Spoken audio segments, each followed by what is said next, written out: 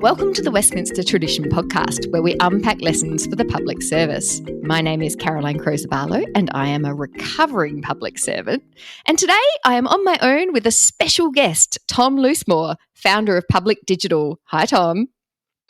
Hello. Thank you very much for inviting me on. Thank you for coming along.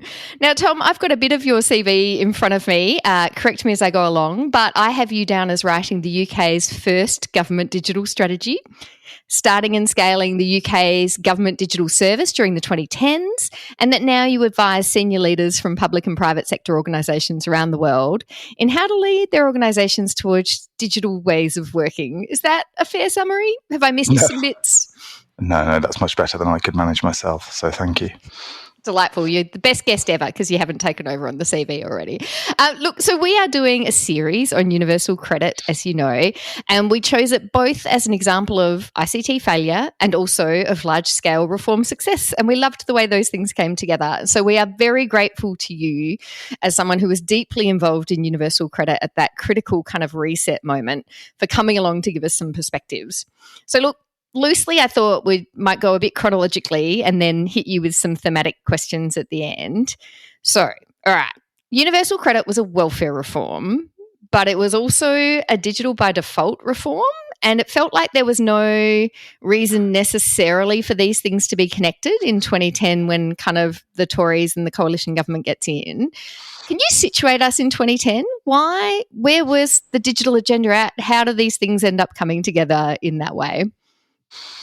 That's a very good question.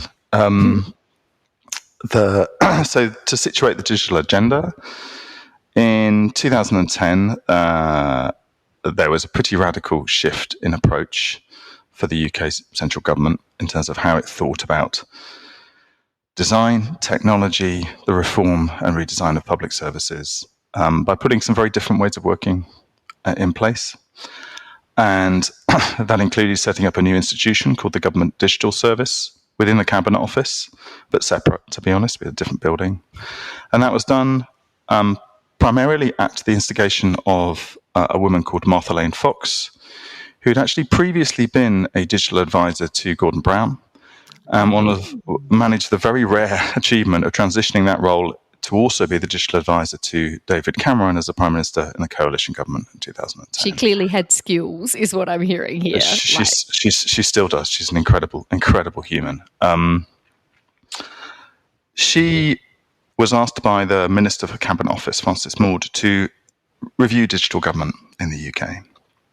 I was very lucky. She asked me to help her. I was very lucky. I've known her for quite a time. And there's a report written, brief report, and it's sort of 8 pages long, which all you really need to know is the subtitle, which says "Revolution, not Evolution." So the clue is in the subtitle. The clue is in the subtitle, and that said basically do 4 things. That said, set up a new institution that espouses internet era digital ways of working. That includes sort of putting service design, putting the needs of users at the heart of services, working multidisciplinary, incremental, iterative ways. Putting technology in its appropriate commodity box, not fetishizing it, etc., etc. Mm-hmm. It said start by replacing 2,500 government websites with just one. So turn off 2,500 government websites and just have gov.uk. Yep. Then it said start transforming the services using this approach. It also said it did some other stuff as well, but that was the essence of it. So you say there was this, it feels like there's urgency, there's revolutionary language. Why is it this government? What is it that prods them into this? Is it just that sense of change? Are they bringing with them a different set of experiences? Is there we're worried about, kind of what prodded it? To be honest, it didn't matter who won in 2010. Yeah, they were all going to do it. Yep. And I know that because several of us have spent the previous years making sure that would happen behind the scenes. And the truth was there'd been an absolute catastrophe in the UK called the NHS Programme for IT, which was £10 billion of money, most of it wasted on your traditional procured ICT, big men in big suits playing golf, kind of nonsense, bluntly. And every senior politician of every party knew that there had to be another way. And so the appetite, so even though it was a coalition unexpectedly in 2010, remember, that didn't really matter. The Lib Dems, who were the coalition partners of the Conservatives in power, they were well up for this as well. What that coalition government did also do that accelerated, I think, the ambition was they wanted to save a lot of money. They had a narrative of austerity, which, has some pretty terrible consequences actually, but from introducing a radical different way of working that actually did save a lot of money, because frankly you couldn't fail to save money given the egregious waste from the big IT vendors were taking out of the system. And we saved £4 billion. It was not hard to save that money when there's that much waste. That's a lot of money. That's a lot of waste. That's a lot of waste. Australia will be the same still today. Pretty much guarantee it. We did a bit of a series on the post office scandal and spent some time diving into the Horizon, like the kind of genesis of the procurement of Horizon, which felt very old school in that way. Like, we've gone out, we've said we're going to buy this, and then it becomes this kind of black hole of money and effort as things kind of don't. Why? I guess there's something interesting to me that you obviously viewed this election as the moment of change, like as in the moment to prod action, even though action would happen either side of government.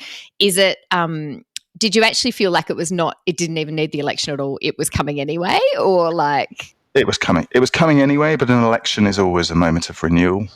And I think to sort of finish the point on why this was helpful, why having departments had to save money, so something had to change, and they had to save so much money that they couldn't just sort of nickel and dime it. They had to really change, otherwise they weren't going to save enough money. So, hence, that it's very rare that you're able to turn off 2,500 things that 400 different bits of government run, but when they all have to save 10, 20, 30, 40% of their budgets, having someone else pay for their website, it's possible, which it probably wouldn't be most of the other time. So that was a big help. There was another benefit from being able to be that came from coalition, which was because everyone was so terrified that the coalition would fall apart. It tended not to move ministers, and we had a superb minister in Francis Maud, who had been a minister before, which helps enormously from an experience perspective. So helpful. And he was an absolute rock in terms of supporting this agenda. To be honest, so were some of his shadow ministers in opposition. We had some fantastic stuff written by shadow ministers going, actually, this government's terrible, but Francis Maud's doing some sensible stuff with technology. On the other hand, that's always lovely. You don't get that very often, so you take it when you can get it. Yeah. So there's this beautiful digital by default platform. There's kind of this impetus and reform, and yet universal credit begins in the way that we've talked about in our first episode. From what I can tell, it seems like you kind of got involved in about 2013, which was a few years after it's. Oh no, you were involved from the beginning. Excellent. No, not from the beginning. No, not from the beginning. So talk to me about kind of how that first phase before the reset, what was like the word of mouth about universal credit in government tech circles? What were people saying? Well, first to say is I wasn't in tech circles. Aha. I think your first framing of universal credit sort of makes the mistake that DWP made, which is to frame this as a sort of technology problem. Mm-hmm. Now, the technology was a problem, but it was very far from being the first order problem. This is fundamentally an organization that could not deal with complex problem of a radically simpler, supposedly, reform, and thinking it could design it all up front. From a policy design perspective, an operational design perspective, and from a technology design perspective. That's the root cause. So that this is not a technology failure. This is an organization's inability to deal with the fact that when you introduce something radically different, you have to accept there's a whole bunch of things. Most things you don't actually know. You're running on assumptions. And you need a mode and a model of introducing something this radically simple and this radically new that is humble enough to recognize that you're going to get many, if not most, assumptions will turn out to be disproved by reality. And you need to have the adaptability from a policy, an operations, and a technology perspective to respond. And that's to answer your question. So that's my kind of rant around this. Pause on that, because you have because we're not a video thing, so no one will be able to see you blowing my mind. Because even while we were recording the episodes, I kept saying to the others, like, I keep confusing this as a technology thing. It's not just a technology thing, it's a policy reform. But you're saying something different. You're not talking about the nature of the reform. You're talking about the way in which DWP stuffed it up is that they didn't have a way of working that could engage with the problem they'd set themselves. Is that right? No, and I completely forgive them for that, because in living memory, they'd not introduced something this radical. So they previously could make some assumptions based on previous experience of the design of a policy. They would increment it. They could sort of assume, they could roughly model it. This was completely different. I mean, just fundamental differences, like the model that underpinned what a household was completely different. And you had, every local authority was involved, 400 plus, because it included a housing benefit component. HMRC was involved because every single business in the company had to be involved, in the country had to be involved, because they had to share their wage data. This was non-trivial. This was non-trivial. Profoundly non-trivial as an endeavor. Technologically not that complicated, actually. There's no clever tech. Change-wise, uncertainty-wise, assumption testing-wise, wildly challenging. Do you think DWT, Minister Duncan Smith, Minister Freud, do you think they had any idea how big it was? Well, DWT clearly didn't. Did there were people in their heads? I think DWP were a lot of people. DWP is a very large organisation, a lot of different opinions. They had some successes with rolling out some changes previously using, so they were feeling quite confident. Yeah. But I think that's kind of fundamentally everybody wanted to do this because they knew how broken the previous hodgepodge of welfare the benefits were, and how much negative outcomes there were. So there was a real energy and excitement across pretty much all of DWP to do this. Yeah. But they all knew it was a big change. Don't get me wrong. They went, this is the biggest change since the welfare state was set up. Yeah. That in and of itself, I think, that notion that this is a big change caused, I think, some of the problems, in that you have a propensity then to throw lots and lots of people at it. And interesting. And a propensity to make it everything big and consequential rather than holding on to assumptions lightly until they're tested by reality. And I'm afraid some egos get in the way as well. I mean, that's inevitable. But they weren't naive to how big the change was. And I think, just to answer your very first question around digital by default, Ian Duncan Smith was very keen that this would be digital by default. Yeah. I think he saw it. He saw it as a way of encouraging, and by default it didn't mean digital only, but the main way of going in. I think he saw it as a way of furthering his overall ambition for universal credit, which is, this is not a benefit that you got through entitlement. This is a benefit you earned by getting ever better in your search for work or your search for health. And so getting people so they had to train themselves, or were trained to even access universal credit digitally, would improve their skills, would make them more employable. Yeah. And to be fair to DWP, they did their level best to moderate the reality of what that would mean for some claimants. If you can't read English, it's going to be very hard to read English on a screen. So it sort of, yeah. They also didn't. So to answer your question around how I first got involved, I joined as a civil servant after helping Martha, and set up the government digital service. And the very first thing we did was launch gov.uk, which was one website to replace all previous central government websites. And we did that using a sort of user-centered, iterative, agile, in inverted commas, digital way of working with user research at the heart of it. And in the course of that, and we launched the very first version within 3 months. And shortly afterwards, I got contacted by someone on Universal Credit who I sort of vaguely knew through social media, who said, would I come up to Warrington and talk to the team doing Universal Credit, or the technology team, as I later realized, doing Universal Credit, about the work we were doing on gov.uk. So I jumped on it. I was delighted to do that, very happy to do that. Martha had sort of asked me to find out what was going on, so I'll help her. I'll go and find out what's going on. Opportunity to have a nosy. Good opportunity to have a nosy. And I went up, and there was a sort of sea of consultants. And I gave my talk. And at the end of the talk, a couple of people sort of stayed behind and clearly wanted a chat. And they didn't know each other. And they were both waiting for the other person to talk to me. It was very awkward. Anyway, trust was eventually established between the three of us. Well done. And a pair of them went, "Oh my word, this thing is off the rails. There's just too many people.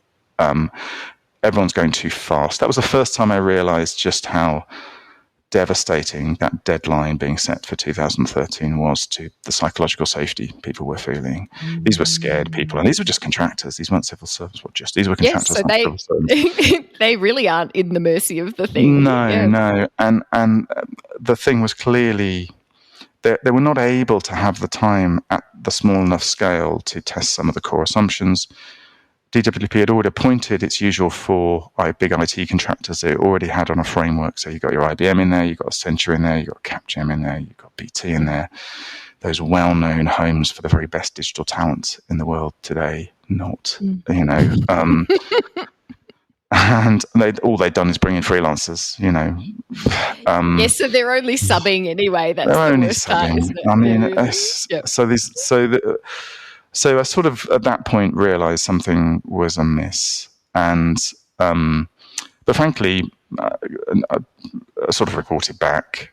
I think number 10, Downing Street, they realized, I mean, this was the summer of 2011, they realized quite early that things were going awry. But Ian Duncan Smith had his own power base in the Tory party and Conservative Party, remember, who's a former leader. Yeah. They were pretty hands-off, number 10, generally. So they wanted to give him his leeway, and it was hard to meddle, isn't it? Like, it's hard if you can see something going wrong in someone else's patch. That's a hard place to be. Yeah. It's and they were trying to do some good things. They were trying to use sort of agile methodologies, but these are methodologies that the suppliers had never used themselves.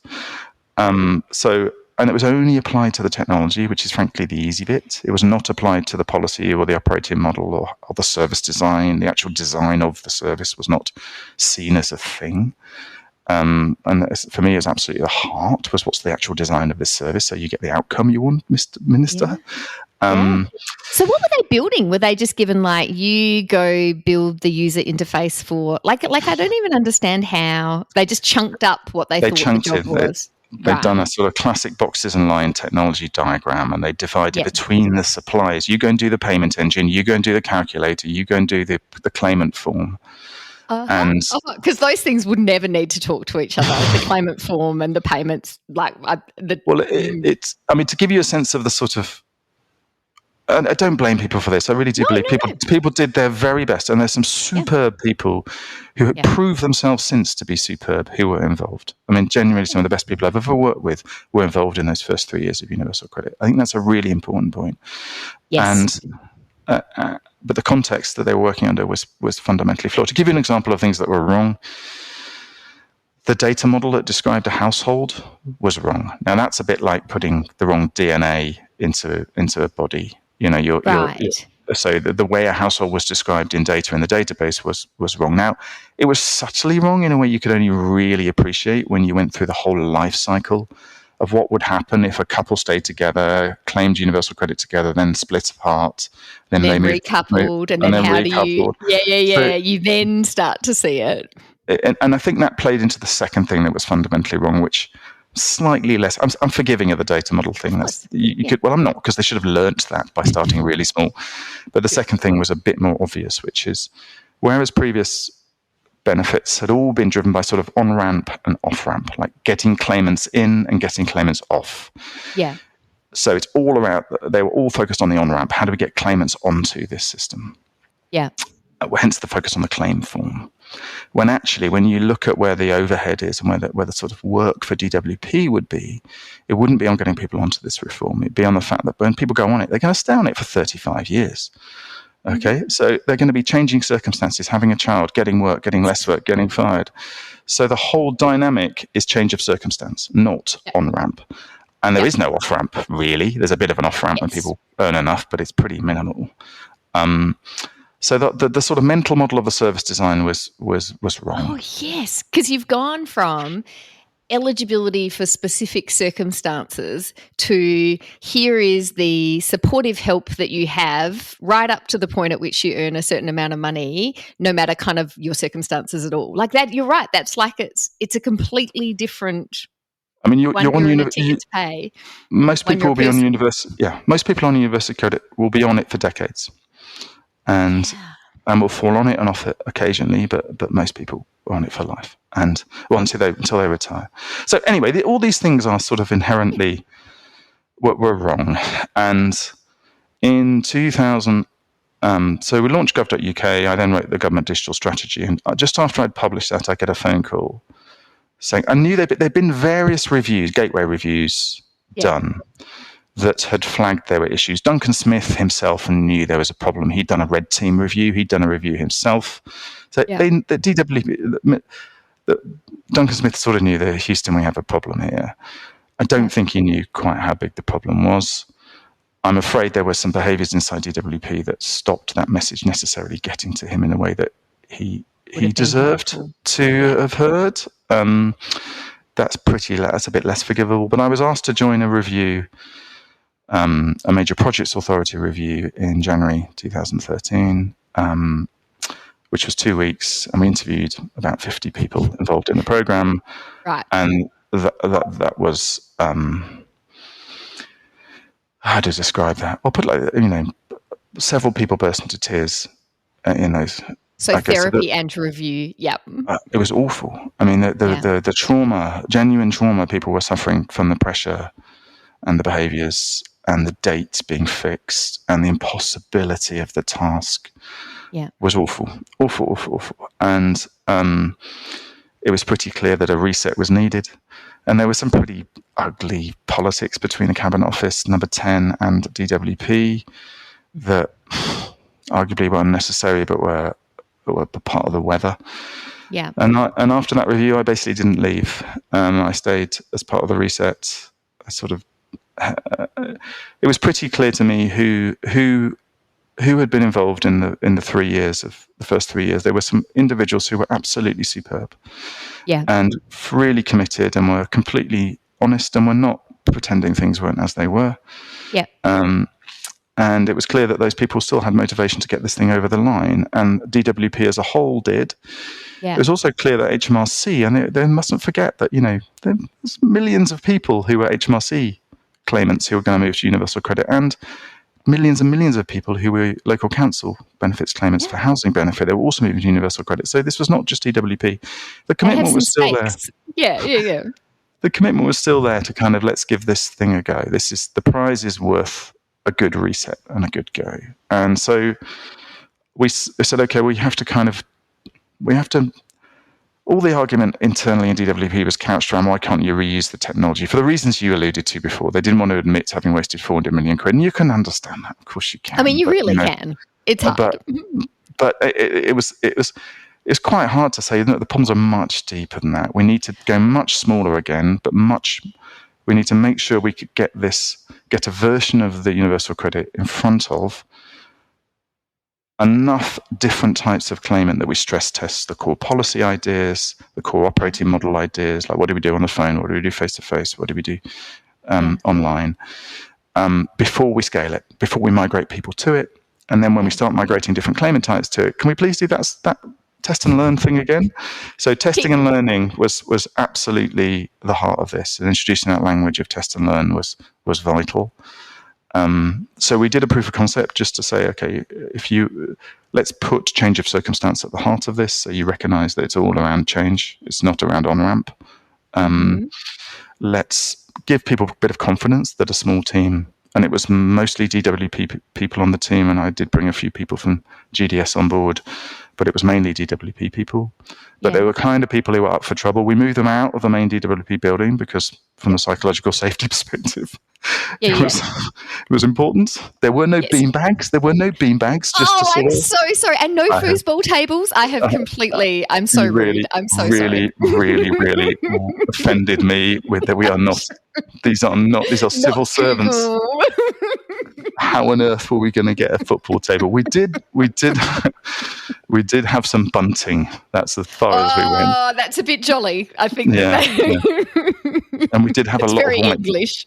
We did have a lot of whiteboard, an awful lot of whiteboard. And it did feel very different from a typical DWP office, which I'm sure the likes of David Foyd would have recognised. And he definitely says that. I mean, people were not wearing suits, and bluntly, why should they?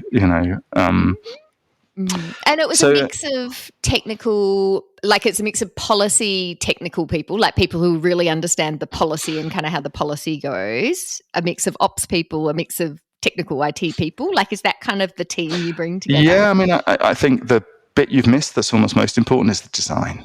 Yes, okay. So design, user research expertise, service design, in particular, but really vastly. The people who still had the energy and the anger and the desire to make this work, who are kind of mid-level civil servants, giving them the power. Yeah. And there's a rule that if you came in the room, you had to be empowered to make decisions on behalf of your specialist area. So if you were a policy person, you couldn't go back to your boss and say, what do we think about this? You had to make the decision in the room. Wow. And if you couldn't own that empowerment, we'd go and get someone else. Now, that didn't happen very often. But so it required a certain type of bravery and madness to kind of, if you're a traditional civil servant, to come and do this. And I could not have more respect for the DWP people who came and did that. I mean, they're just astonishing people. And to give Duncan Smith and Lord Freud credit, part of the deal was those people are empowered, but if they make decisions you don't agree with, you get to change it every week. So they would come pretty much every week and listen to what the team had learned. We were doing user research every week. We were getting stuff in front of claimants every week, and change stuff. And if you can change decisions that someone has made in the room, they're not going to be wrong for long. And then there's a fundamental point here around the mental model. The whole setup from a policy, operations, and technology perspective was designed to be adaptive. To recognize you're going to get loads wrong and you need to test and learn, and you can change things quickly and cheaply. So we would change things. The minister would say, I want to change the taper. You go, okay, let's do it now. Literally click a button and the taper would change. And you kind of need that level of adaptability and agility to deal with the fact that there's so much you've got to learn along the way.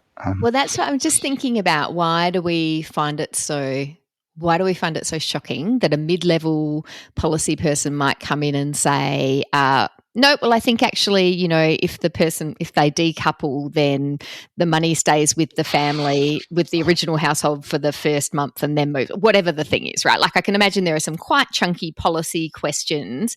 They're quite operational, but quite chunky. And so your way of dealing with that chunkiness was make decisions based on like using the expertise of the people and the user design work that's happening, hold it lightly so you can change it if you think you're wrong, and presumably so you can change it back, right? Like, does that happen? I mean, if the cost of change, you're testing, the language needed to change. You're testing assumptions. Yeah. And I mean, I remember being handed a policy design specification, which was 300-page ring binders full of policy design. And then the guy, to his enormous credit, the guy who handed it to me said, Tom, this is not a specification. It's 600 pages of untested assumption. Love that. And I was like, okay, that's very helpful. So I'm going to hold this. It is really helpful, right? Like it's really helpful. Someone's laid out the map for you and then you can kind of see, is it right or is it not right? Well, like that's helpful. I think he was quite alone in feeling that way about this document. It had been argued about for 3 years in myriad committees. Oh, God, I can imagine. But the policy cast had its sort of moment and handed over the Bible, and then I was told to kind of interpret the Bible loosely. I think holding it lightly, we've been having this conversation about the idea of having a North Star, but kind of holding lightly the way you get there is very important. How Totally. valuable in that context? How did you, like, it felt to me, and this is just because I've read the David Freud book, right? So like you just kind of, you take the perspective of the person. It felt to me like he and Ian Duncan Smith really held the vision of the thing in their head. Not all ministers get to last that long. As we just described, a coalition government was quite an unusual situation because it helped with the longevity. And then you had an SRO that lasted a really long time as well. But like, how was the North Star held? Like, okay, so I mean, I was only there for less than a year. Now it was a year when direction changed quite radically, but I was only there for a year. And I think one of the things that became apparent in that quite early in the reset was if you asked people what universal credit was for, you'd get a different answer from every person. The outcome of it wasn't clear. Some people thought it as a more efficient benefit system. Some people said it's all about work and getting people into work, and variants in between. And so a key moment in the reset was helping Ian Duncan Smith come up with a really simple articulation of the outcome he wanted from this reform in simple language that everyone could repeat. So I remember vividly him saying, I want more people in more work, more of the time, while protecting those who can't work. That's the outcome of this reform. Now, that's the North Star. It's damn good. Yeah. And none of us forgot it. Do you wake up in the night sometimes to say, more people in work, more time? Well, I mean, I learned a really important lesson, which is you have to make your outcome memorable so people internalize it and use it to make a myriad of tiny decisions because they've got confidence in the North Star. And so, yes, it was important that and it was important that, Lord Freud could not have made himself more available to a myriad of tiny decisions that ministers needed to make. Yeah. But I think the truth was that there were various other people in DWP who had that North Star. I mean, Neil Cooling. Neil Cooling, that long-serving SRO, he's done 10 years, he's just finished doing 10 years. I mean, clearly the North Star, he had many ministers since Duncan Smith moved on. And there's a bunch of other people inside DWP who'd sort of internalized it. But that clarity of outcome moment, and Neil has been brilliant over the years in protecting his team from clever solutions being handed to them, be they political solutions or technological solutions, and saying, what is the outcome you want? What's the problem you want the team to solve? And I'll let the team solve it. He has been unbelievably effective as a servant leader for that team. And I've worked all over the world with governments and large corporates, and that universal credit team, I have not seen a better team in terms of being protected and enabled to deliver outcomes, not outputs. And being left to design. I'll give you an example. There was a particular problem during the migration where people weren't getting paid. They weren't getting their first payment quickly enough, or rather, they weren't getting their full first payment quickly enough, and they weren't getting the housing component quickly enough, and that was causing all sorts of problems. People are losing their homes, and it's politically getting very, very hot, and rightly so. It's bad. But something was wrong.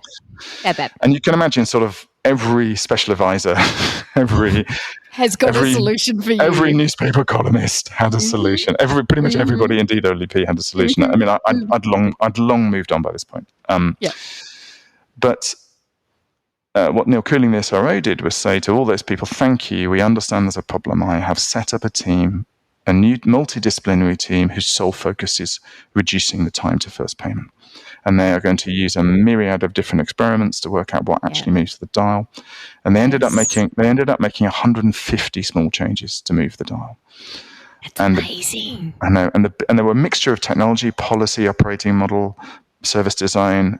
The biggest single change they made was changing a word on a form so people understood it better.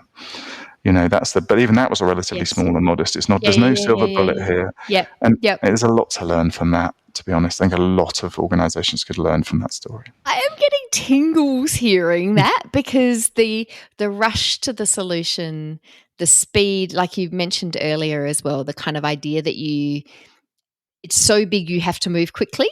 Like, it's such a big problem, you must solve it right now. It's such a big project, you must instantly have 1,000 contractors working on it. Like, that sense of, because it's so important, you have to be big and move quickly feels almost impossible to push against, and yet I think there's only after the mother of all resets. I mean, there's no way you could have it was existential. I mean, it's front page of all the newspapers at the time of. So there's pretty rare sets of circumstances that allow someone like me to wander in and go, by the way, you should reinvent the whole way of doing this. That's not normal. And I should really stress that could only happen because there were some incredible civil servants inside DWP who wanted to change that way. And it was not a question of me turning up and saying this is the way to do it. What I did do is turn up and say, look, there's half a dozen people here who you all respect as being the experts of their area. Why don't you trust them, even though they're not senior civil servants? Yeah. And those people like Laura Sampson, who's the product director, I mean, an incredible group of people who, they delivered something remarkable, actually. So one of the dynamics that plays out in the reset is this question of you've sort of got the £400 million spent on the legacy IT and you've got the real pressure from Ian Duncan Smith to try and get some bits live, right? Like you've just got to get something happening. And then you've got over on the other side, the work that you're talking about where it's like, let's take the trickiest. I love this, by the way, where you're like, I want to take the trickiest situation and build out from here with a very small team and sort of start doing that. It feels like one of the ways you got space to do the little and smaller and seemingly slower, but actually I know you delivered probably better and more advanced time than you would have on the other thing, was given by having this other shiny thing over here, the kind of first thing. So can you just talk a little bit about momentum? Like was Ian Duncan Smith's obsession with momentum overplayed? Do you think actually momentum, the sense that the public was getting something, that things were moving, was important? Or like how does that momentum conversation feel in here? I mean, momentum is vital, and you have to, and there are times you have to optimize for momentum above all else politically, and you have to respect that. I think my opinion has slightly evolved around this notion of twin track, because there's a lot of post hoc rationalization gone in that it was. We never do that. I mean, the truth was that the new team that was set up, the digital team, which had a few GDS people in, was set up internally by DWP in absolute strict competition with the existing supplier-led team. I mean, to the point that they were kind of like, we had to present against them with timetables. And I mean, it was really set up like as a competition, we will choose one or the other of you at the end of this process. Right. Completely. And we take the other one out the back and drown you in the bucket? Like, is that? Yeah, and, it was very definitely, it was an us and them, and it got pretty ugly, to be honest. So when the decision was made, which was made sort of in number 10, to accept that there'd be both, I must admit, I was like, my trust levels were so low that I wasn't necessarily believing there was smart tactics behind this. Yeah. Neil Cooling has convinced me that all along, it was a good idea. He had a very cunning plan of running the existing, completely unscalable, tiny service for monks. Basically, you had to be not in work, single, living alone in a house. You had to be a monk, literally. I love this, the monks. No, you call it the monks service. I mean, they've got the data. Remember, they've got the data model wrong. You cannot scale this thing. It's insecure. I mean, put it like this: when we did the review, there was a young lad, an actual technologist, like one of the relatively few people in the supplies who actually understood code, because most of them are just golf course people. He was brought. We asked to interview everyone individually, and you would give them a promise of anonymity. This was the very first review. Back in January. This is your 2 weeks, 50 interviews, many tears. And I won't mention which supplier this person was from, but he'd been pretty intrinsic to the sort of architecture design. And he turns up with, he's probably late 20s, early 30s. He turns up with this sort of grey-beard, 50-something bloke in tow. And we sort of say, hello, who are you? And he said, I'm a fellow. I'm an eminent fellow of this organisation. To which, of course, I said, well, there's the door. Okay. Anyway, the moment he left the room, the greybeard, this young lad said, "Don't launch this thing; it's not secure." Literally, to be fair to him, he said, "Do not put this thing on the internet. It's not designed with security in mind." Yeah. And that gives you a sense of like just how problematic Uh-huh. And also a sense of the lack of psychological safety in the existing culture. I mean, I think there's a real there's actually a story of universal credit about trauma. Yeah. Remember, one senior responsible owner died in the job. Two ended up having to leave. Two ended up having to leave through ill health, and then, to my knowledge, neither of them have really worked again. Like the damage that having that gap between the reality on the ground and what a minister is being told, that is not a minister's problem, that's a senior civil service problem. That's the most invidious behavior I've seen in any civil service anywhere, was what the damage caused by people trying to deliver the impossible and not being allowed to speak truth to those in power. That's unforgivable to my mind. And it's funny because we, our podcast started looking at robo-debt, which I'm not sure if you know a lot about, but I'm aware, yeah. And we talk a lot about the kind of the moral trauma of that, but it feels like in some ways universal credit is worse because like robo-debt was always a quite evil and illegal and immoral thing to do, whereas universal credit, like there's a thing there that's a positive vision and you want to do it and you're being stopped from being able to make it work because you've got these impossible... I mean, I think I was really lucky in that, my loyalty was not to DWP. My loyalty was not to the Cabinet Office either, really. I mean, I was only ever going to do 5 years as a civil servant. So I didn't have that. My career hinges on this pressure. So I was able to I had much freer, much more privileged, actually. And I was able to use that privilege to kind of go, no, stop this. And, Neil over time developed that power himself and used it a lot. If you've had 6 senior responsible owners in the first 4 years, you can't fire the 7th. And Neil Cooley in the he definitely used that. I've got so much respect for his Machiavellian plays. I really do. The thing that worries me, so I loved you did this wonderful kind of Institute for Government panel talking about universal credit. One of the things that's always a tension in these is like you don't want to make it sound like it relies on the magical people that were there. Like you want to make it sound like it's possible, right? So you talked about how you go around and tell people universal credit, like you could do this thing. So can you talk to me a little bit about how do you keep the faith that it's not just the magical situation of the 7th SRO and Ian Duncan Smith and the coalition? Like how realistic is it to say we could do this again? I mean, I think the truth is if you set from day one the thing up with the necessary humility around a bold policy, including radically untested assumptions that you need to test quickly and safely, and if you recognize that the way to learn quickly and to deliver quickly and deliver momentum is actually to have relatively small but very multidisciplinary and very empowered teams driving towards outcomes, you don't need that. The reason you need the Neils and is because it took a crisis to redirect a supertanker. Yeah. What I do think is hard is doing that within the context of an existing culture, and I think it does take a certain type of individual, of whom, in my experience, there are many inside the civil service.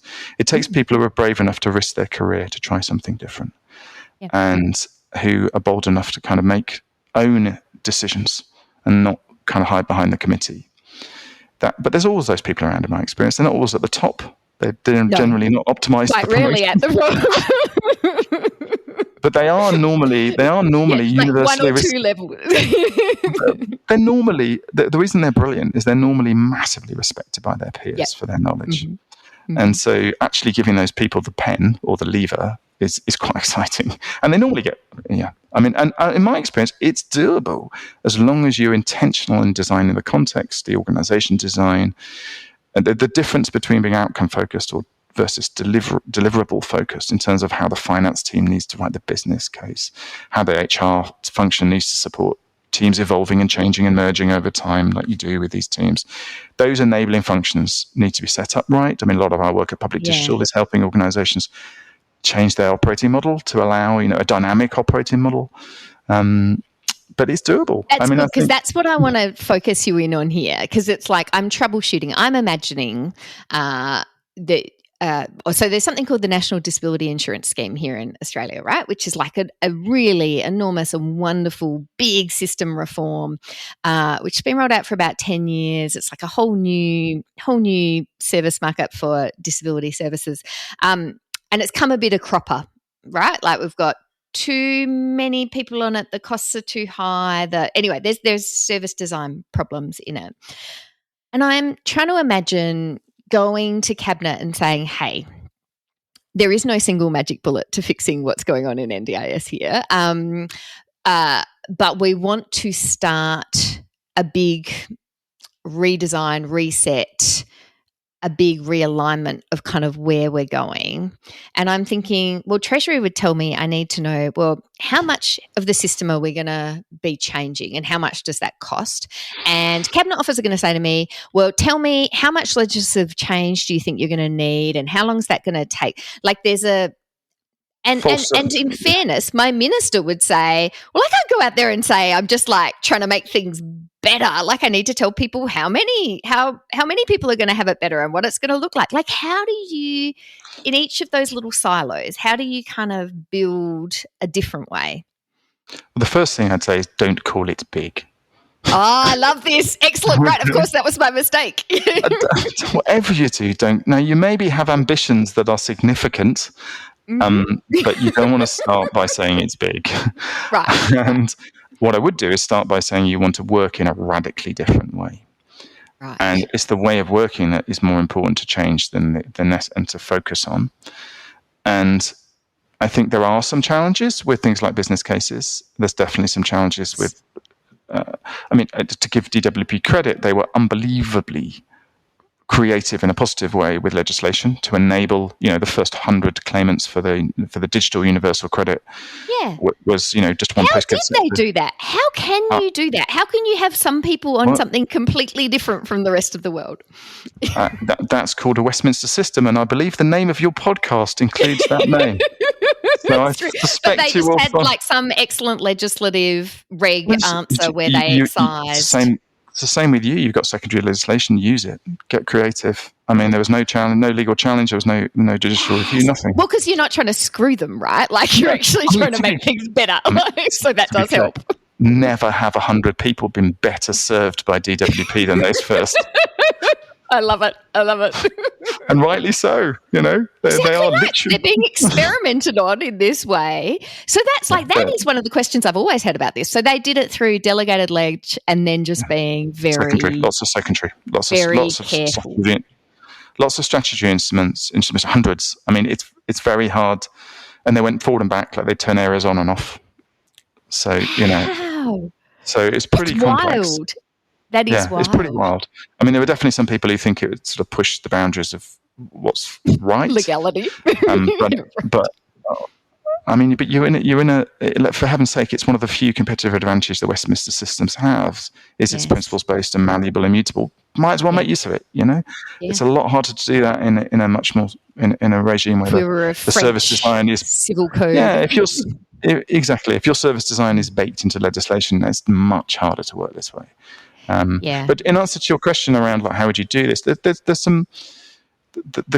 a big part here around the demands for false certainty and saying, stop asking me for false certainty. Yes. Stop asking people for certainty. Because I'm just going to lie to you when I say that's the time. Why are you asking me to lie to you? Yeah, it's so true.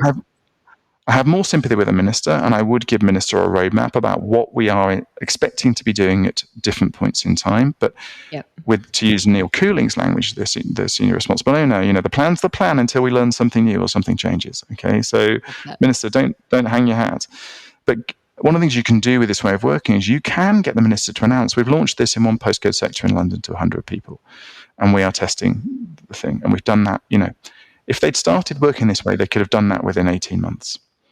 Actually, that's not true because the legislation wouldn't have gone through Parliament, but they could have done that within 2.5 years, actually.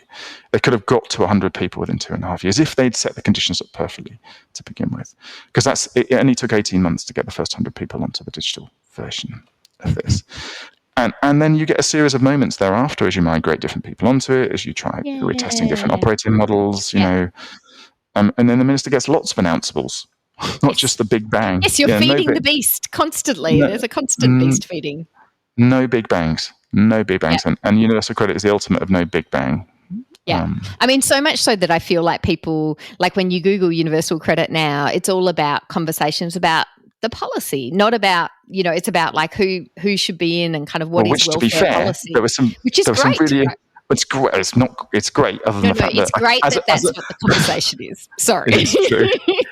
There's been egregious changes to universal credit policy that I find personally fairly abhorrent. Really challenging. Really challenging. It's Duncan Smith's vision has not been realised because the money disappeared. So anyway, but as you say, that's the right conversation to have.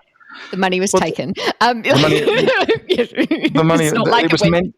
It was meant to leave. It was meant to leave people at least as well off, if not better off, than they would have been on previous, and that's not true for a lot of people. So, but as you say, that's the right political conversation to be having, rather than you've messed up this implementation and this design. Or can we change our system at all? Right? Like, I just think there's something about people need to believe that government is capable of changing with circumstances, and how it has proved that.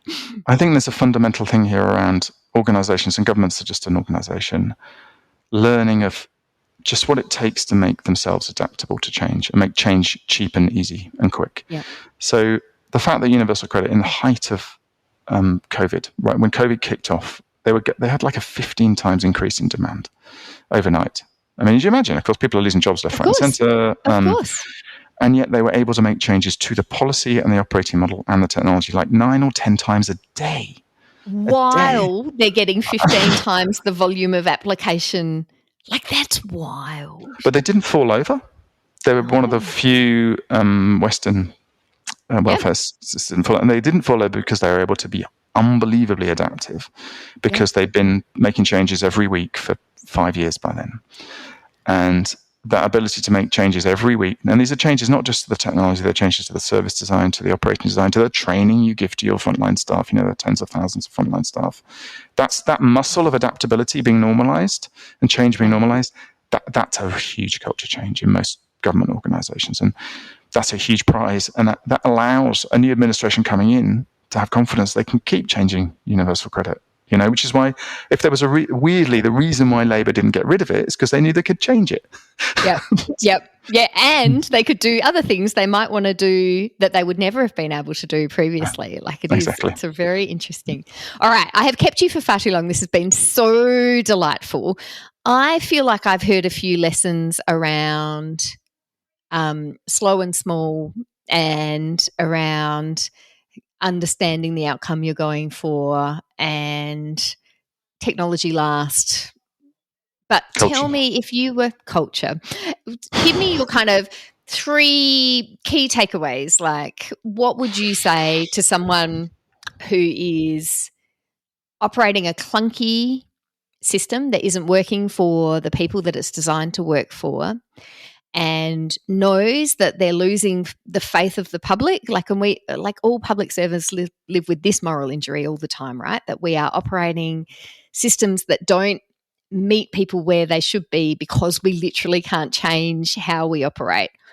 You're a leader in that context. What's your advice? Number 1, real clarity on the outcome you want, in the language of an outcome. What do you want to have changed in terms of the experience of citizens? And if you can't describe that in a single headline, work harder until you can. Okay, That's your North Star. Yep. Secondly, be radically multidisciplinary. So find those people who really understand the policy, particularly those who really understand the operating reality in the front line. They're disproportionately valuable. We've not really talked enough about them. Make sure you've got technologists who actually understand technology, not from a supplier that you're beholden to. And make sure you've got designers and user researchers in the team. And maybe you need some legal people. Maybe you need some, there's a mix. But a small team, and I wouldn't say go slow. I'd say go fast, but bold, and test your riskiest assumptions first. So they might say, what's the quickest way to test your riskiest assumption? That in universal credit, that was the new policy, but it could be the fact that you need to try a new bit of service design, and that's the first thing you want to be assumption that we can improve this by changing this service design. But that team, so 3 things: outcomes, define your outcome, an empowered, radically small, radically multidisciplinary team. Yep. And thirdly, bluntly, test and learn. Spot your riskiest assumption, test it, learn from it, preferably in a day, not a week.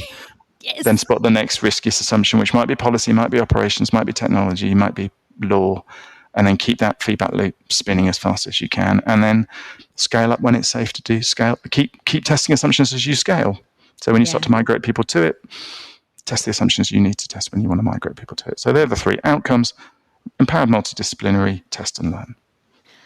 I am feeling so inspired. I now just want to go and work for somewhere where we can make this happen. There's so many rich parts of government to go do it. Is there any final, when you look across the UK government, which is in a big moment of test and learn, and they've set up a test and learn network, which I love, because it's the idea is not that it's just top down. It's how do you do things in a decentralized way?